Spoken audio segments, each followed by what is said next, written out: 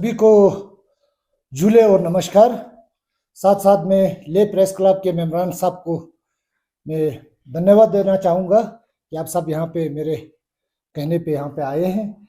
तो आज के इस प्रेस कॉन्फ्रेंस का करने का मकसद ये है कि कुछ ज़ांस्कार के कुछ डेवलपमेंटल इश्यूज़ को हाईलाइट करना चाहते थे, और साथ ही साथ में कल जो है honourable lieutenant governor UT Ladakh Kavinder Gupta ji से कल हमारा मुलाकात हुआ। उनको धन्यवाद दूंगा हमें टाइम देने के लिए। साथ ही साथ में उनको हमने क्या क्या डिमांड और क्या क्या डिस्कशन हुआ है, क्या क्या मेमोरेंडम पेश हुआ, उसके बारे में थोड़ा सा मैं प्रेस के थ्रू हाईलाइट करना चाहता था। सबसे पहले कल हमने एलजी साहब को ये रिक्वेस्ट किया कि अभी जो नए डिस्ट्रिक्ट लद्दाख में 5 जो डिक्लेयर हुए हैं, वो डिस्ट्रिक्ट जो है अभी डिक्लेयर होके तकरीबन 1 साल से ऊपर हो रहे हैं। तो इसलिए उसको राइट टाइम पे इम्प्लीमेंट करने के लिए हमने रिक्वेस्ट किया, क्योंकि बहुत सारे खुसूसन ज़ांस्कार जैसे इलाके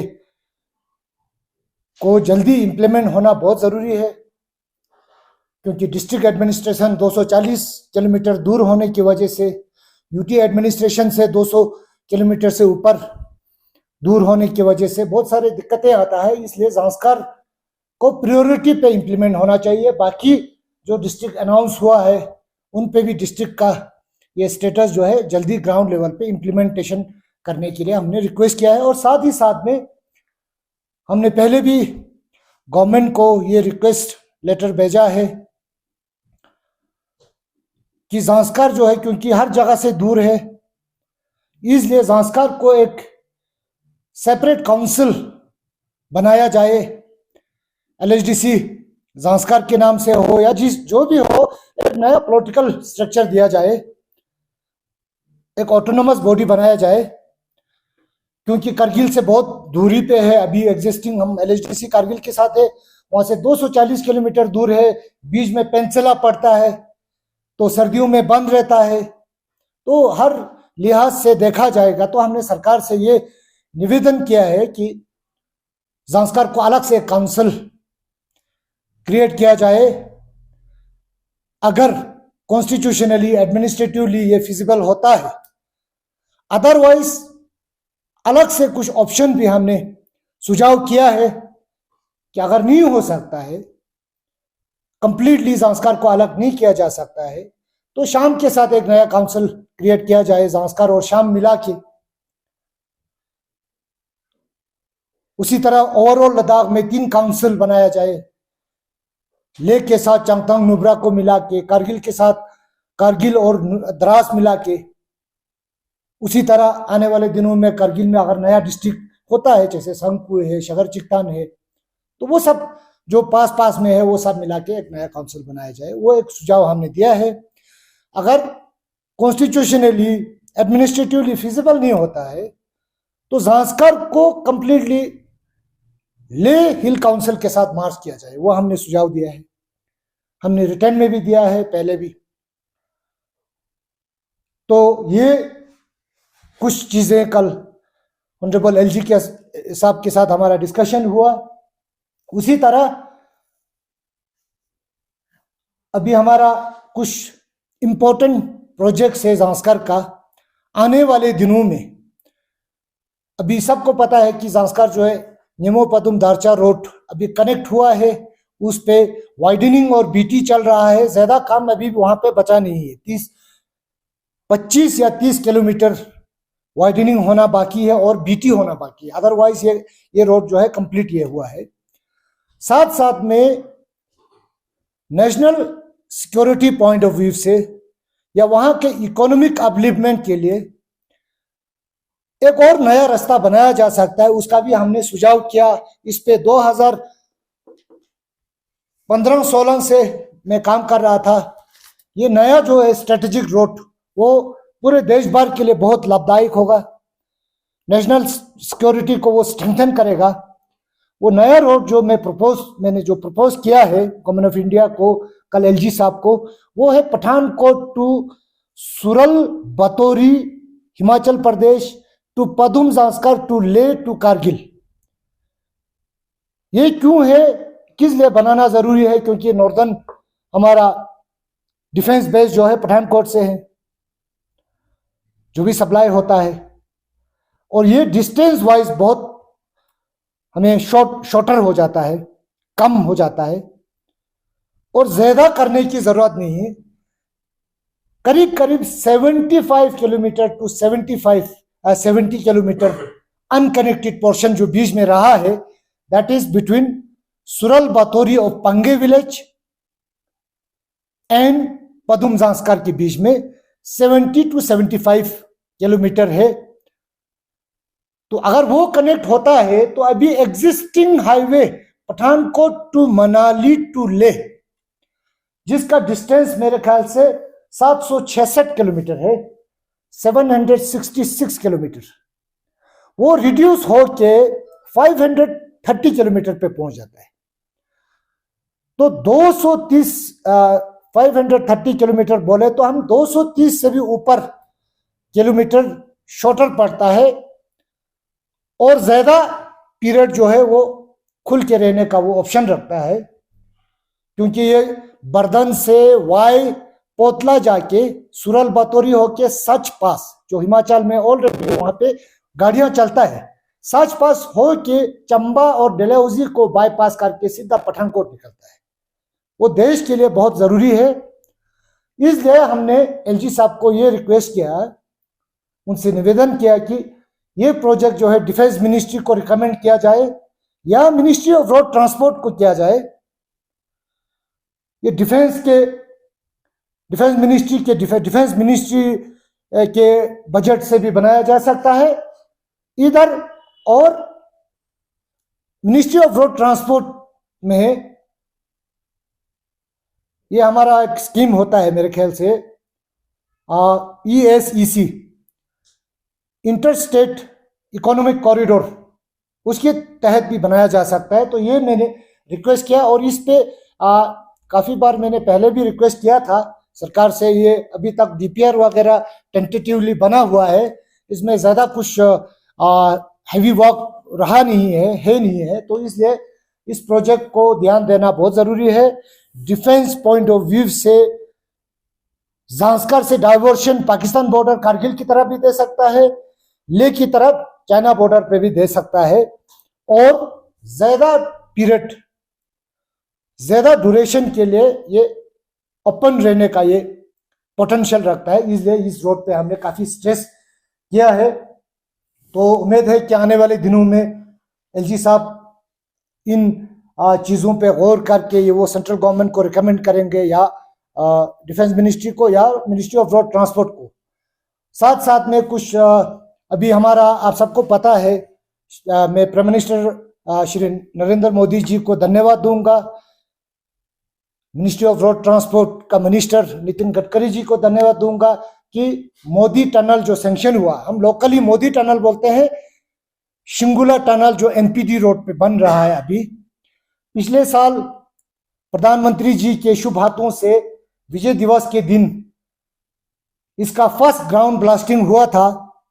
तो उस पे अच्छा काम चल रहा है, और साथ साथ में कुछ कमी पेशी हो तो हमने एलजी साहब को ये रिक्वेस्ट किया कि आप एक शिंगुला टनल, मोदी टनल को एक इंस्पेक्शन विजिट, क्योंकि हमारा एलजी साहब जांस्कर फेस्टिवल के लिए जांस्कर जा ही रहे हैं, तो साथ साथ में शिंगुला टनल का एक विजिट हो जाए, वो भी रिक्वेस्ट किया और उन्होंने एक्सेप्ट किया। इस चीज के लिए मैं उनका धन्यवाद दूंगा। और कुछ डेवलपमेंटल छोटे मोटे हमारा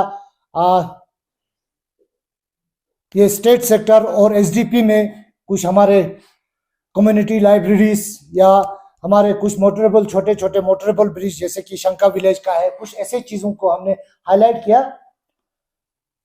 तो साथ साथ में हमने जो कुछ रिजोल्यूशंस जांस्कर से मूव हुआ था, सभी को पता है, पहले भी मैंने PC किया था इस मुद्दे पे।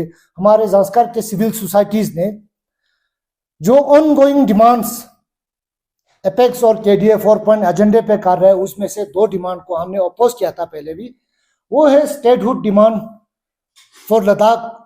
वो हमारे सिविल सोसाइटीज के जांस्कर के सभी ने मिलकर किया, उनके समर्थन में उसका रेजोल्यूशन का कॉपी कल हमने सबमिट किया था। उसका पहले भी हमने जस्टिफिकेशन पहले भी दिया था, और आज भी मैं कुछ शब्द कहना चाहूँगा, क्योंकि इस स्टेटहुड के डिमांड में जो लोग डिमांड कर रहा है वही लोग उस डिमांड को कॉन्ट्रडिक्ट कर रहे हैं। मिसाल के तौर पर का सोनम वांगचुक और सजाद करगिली साहब, आप सब ने देखा है, मीडिया में पब्लिक डोमेन में आया है। एक साइड से मुझे ये लगता है कि ये स्टेटहुड का डिमांड जो है, स्टेटहुड जो है वो आने वाले दिनों में लद्दाख का रीजनल हार्मोनी, कम्युनल हार्मोनी, इस चीज को डिस्टर्ब करने का एक रीजन बनने जा रहा है। क्योंकि बीते हुए कुछ दिनों में आप सब ने देखा है, लेह डिस्ट्रिक्ट के लोगों को मिसलीड करने के लिए, करगिल डिस्ट्रिक्ट के लोगों को मिसलीड करने के लिए अलग अलग वर्डिक्ट आ रहे हैं। लेह में का सोनम वांगचुक जी प्रेस पीसी में बोलता है हमारा लेह डिस्ट्रिक्ट जो है बहुत बड़ा है एरिया वाइज, कल आने वाले दिनों में स्टेटहुड जब हमको मिलेगा तो डिलिमिटेशन जो है बेस्ड ऑन एरिया होगा, हमें एमएलए ज्यादा मिलेंगे, हमारा चीफ मिनिस्टर होगा, हम इसको गौन करेंगे, करगिल वालों का एरिया नहीं है, करगिल वालों को नहीं मिलेगा बोलता है। तो शुरुआत वहां से हो रहा है ना। आज डिमांड पूरा नहीं हुआ नहीं है, लेकिन उसका लड़ाई झगड़ा करना, उसका बेस फाउंडेशन आज डाल रहा है। पिछले दिनों में मैंने देखा था कुछ हमारे एलबीए के फॉर्मर प्रेसिडेंट श्याम चंगतांग नुब्रा, उनका एक पीसी देखा था। उसमें एक अजंग सियांग नुरबू है खालसे से, मैं तो जानता नहीं उनको, लेकिन बहुत अच्छे ढंग से बोल रहा था, हर किसी को अपने हिसाब से जीने देगा तो हमारा रीजनल हार्मोनी, कम्युनल हार्मोनी बरकरार रहेगा। ये कल आने वाले दिनों में एक फसाद का एक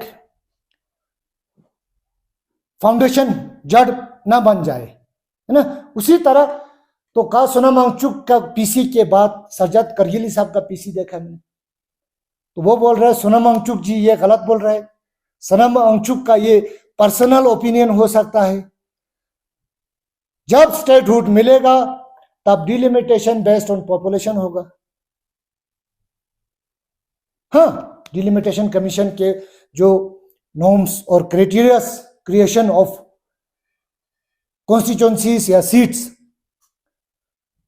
उसमें है पॉपुलेशन भी है इक्वली, एरिया भी है, डिस्टिंक्ट कल्चर लैंग्वेज भी है, तो बहुत सारी चीजें हैं। इस चीज को अभी से कॉन्ट्रडिक्ट करना, अभी से फसाद का जड़ बनने का वो पकड़ लिया है। तो इस चीज के लिए हम चाहते हैं कि लद्दाख के लोग, हमारे सभी लोग आराम से शांतिपूर्ण तरीके से सोचे क्या ये सही होगा या नहीं होगा। वैसे भी हम जांस्कर वाले तो कंप्लीटली हम इसके अगेंस्ट में है और अगेंस्ट में ही रहेंगे। उसी तरह हमारा जो पार्लियामेंट्री सीट का जब डिमांड किया था, शुरुआत में यही बोला, हम दो भाई बुद्धिस्ट और मुस्लिम का पार्लियामेंट्री इलेक्शन में जबरदस्त झगड़ा हो जाता है, इसीलिए हमको कारगिल में एक, लेह में एक चाहिए बोला,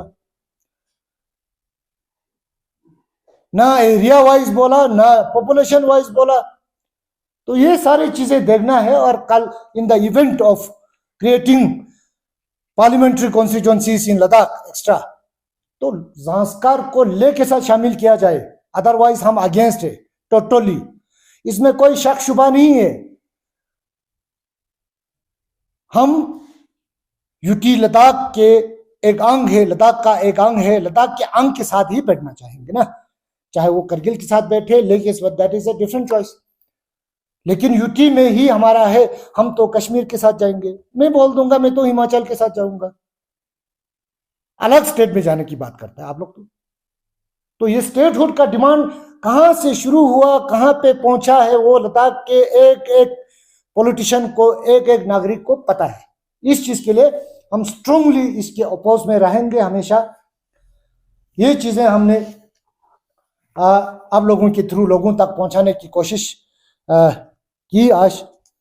साथ साथ में कल जो अभी लद्दाख का जो ऑनगोइंग सिचुएशन, पॉलिटिकल सिचुएशन अभी चल रहा है, अनशन चल रहा है, वो डेमोक्रेटिक राइट है, अनशन पे बैठ सकता है, डिमांड जो भी है रख सकता है, मगर सरकार उस पर तय करेंगे।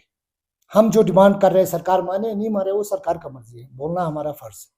उसी तरह कोई अनशन पे बैठता है, कोई एक पीसफुल प्रोटेस्ट करता है, पीसफुल प्रोसेशन करता है, जो भी करता है वो सरकार उस पर गौर करेंगे। लेकिन अनशन पे कल मैं इस चीज का कंडेम करता हूं, स्ट्रांगली कंडेम करता हूं।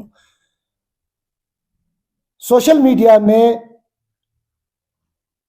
कुछ स्टेटमेंट आए हैं, अनशन पे डाउन से कुछ लीडर्स या कुछ ग्रुप्स आए हैं।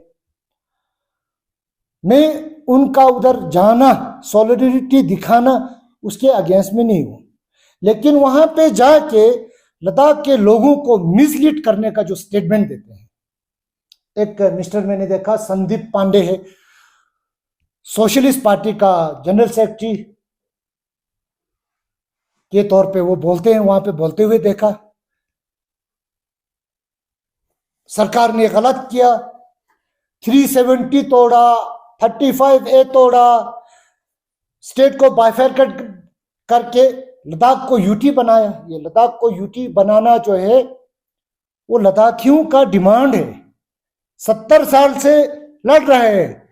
आज भी लद्दाखी यूटी में जो कमी पेशियां है वो मांग रहे हैं, यूटी देने पे नाराज नहीं है। आपका जो टूर का थीम रखा था understanding Ladakh, I think you have not understood anything about Ladakh, the past, present and future. तो आप लद्दाख के लोगों को ये भाषण देता है कि ये गलत हुआ, सरकार ने गलत किया, और आप बोलते हैं बड़े ऑटोनोमस काउंसिल। ऑटोनोमस का मतलब क्या होता है आपको पता नहीं है?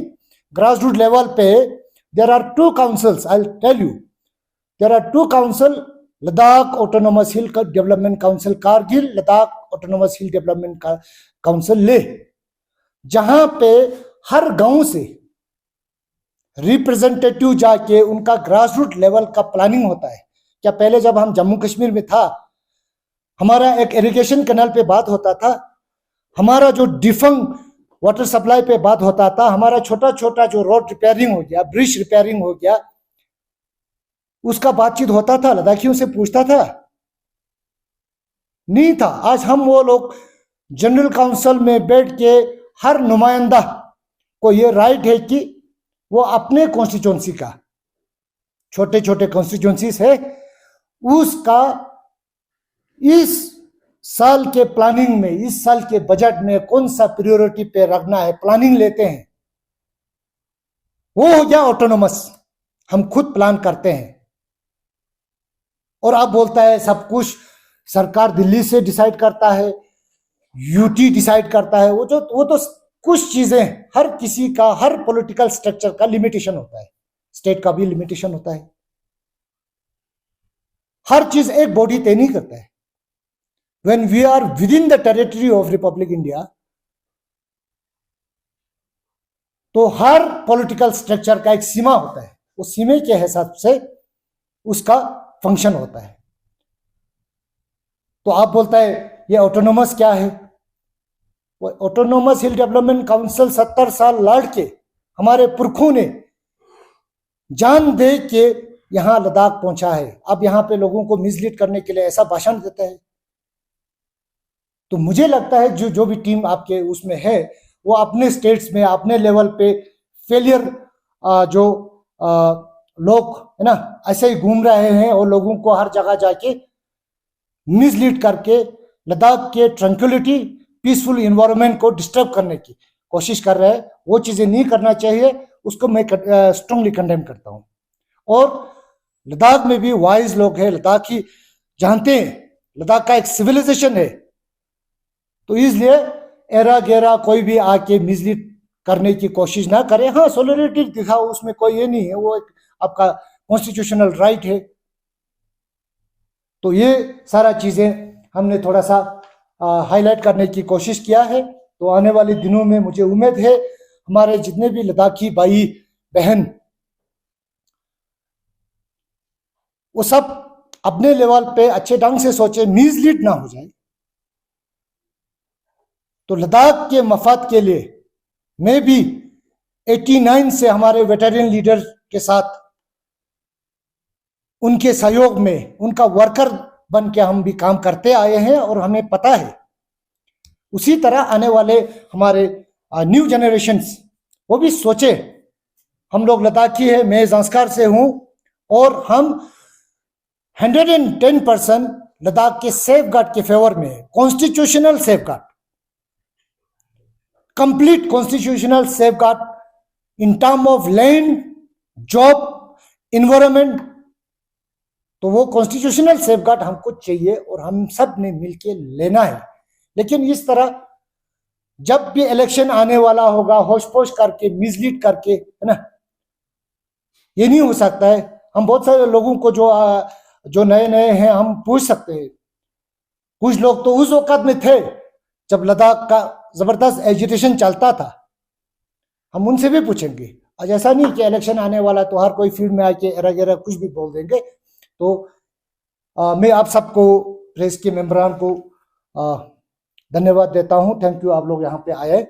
तो आने वाले दिनों में फिर छोटा मोटा जो भी हमेशा आप लोगों का सहयोग रहा, ज़ांस्कार की जो भी मुद्दे होते हैं आप लोगों के थ्रू सरकार तक पहुंचा है, पब्लिक तक पहुंचा है, उसमें बहुत पॉजिटिव हमें रिजल्ट मिला है। उस चीज़ के लिए आप सबका मैं धन्यवाद देता हूँ।